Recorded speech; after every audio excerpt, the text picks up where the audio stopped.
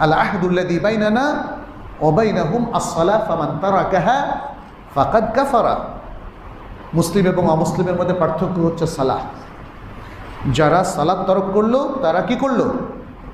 কুফরি করলো। যদিও আমাদের ওলামায়ে কেরাম ইখতিলাফ করেছেন, কে বলেছেন যে সালাতকে স্বীকার করে যদি কেউ তরক করে তাহলে তার এক অবস্থান, আর সালাতকে অস্বীকার করে যদি কেউ সালাত তরক করে তাহলে সর্বসম্মতিক্রমে সে কাফির হবে।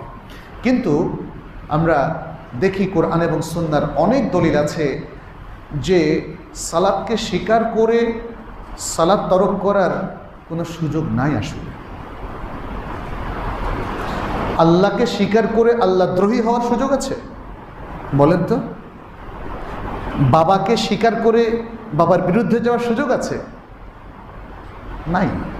ইসলামকে স্বীকার করে ইসলামের বিরুদ্ধে অবস্থানের সুযোগ আছে?